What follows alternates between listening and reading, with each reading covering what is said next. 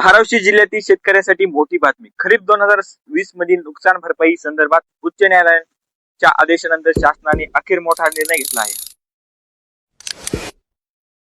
9,34,11,913 रुपये इतकी मोठी रक्कम शेतकऱ्यासाठी मंजूर झाली आहे. ही रक्कम कोणाला मिळणार, कधी मिळणार, कशी मिळणार आणि तुम्हाला काय करावे लागेल, आजच्या व्हिडिओमध्ये आपण शासन निर्णय पूर्णपणे सोप्या भाषेत समजून घेणार आहोत.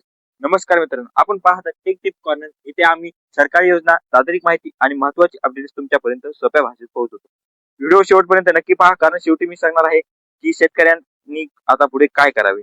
2020 साली महाराष्ट्रात अतिवृष्टी झाली. खरीप हंगामात मोठ्या प्रमाणावर पिकाचे नुकसान झाले. कोविड-19 परिस्थितीमुळे विमा कंपन्यांची नुकसान भरपाई देण्यामध्ये अडचणी निर्माण झाल्या. राज्य सरकारने एनडीआरएफ निष्कर्षानुसार मदत देण्याचा निर्णय घेतला. धाराशिव जिल्ह्यातील काही शेतकऱ्यांना न्यायालयात याचिका दाखल केली. मुंबई उच्च न्यायालय, औरंगाबाद खंडपीठ येथे रिट याचिका दाखल झाली. उच्च न्यायालयाने 24/11/2024, 18 आणि 18/12/2024 रोजी आदेश दिले. विमा कंपनी बजाज अलियान्स इन्शुरन्स यांच्या सर्वोच्च न्यायालयाची विशेष परवानगी याचिका दाखल केली.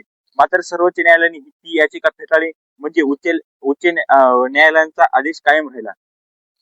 शासन निर्णय काय सांगतो? दिनांक 11 फेब्रुवारी 2026 महाराष्ट्र शासन कृषी विभाग.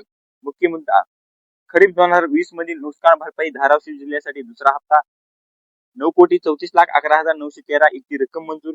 इस्क्रो बँक खात्यातून निधी वितरित केला जाणार. ही रक्कम जिल्हा अधिकारी यांच्या विनंतीनुसार जिल्हा अधीक्षक कृषी अधिकारी यांच्या वितरित होणार आहे. इस्क्रो खाता म्हणजे सुरक्षित तात्पुरते खाते.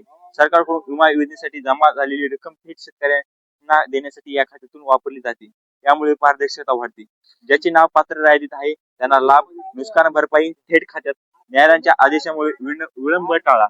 विमा कंपनीवर दबाव निर्माण झाला. जर तुमचे नुकसान 2020 मध्ये झाले असेल तर स्थानिक कृषी कार्यालयात चौकशी करा. आपले नाव यादीत आहे का ते तपासा. बँक खाते अपडेट आहे का तपासा. आधार लिंक आहे का तपासा. स्थानिक कृषी अधिकाऱ्यांशी संपर्क ठेवा. हा निर्णय शेतकऱ्यांसाठी मोठा दिलासा आहे.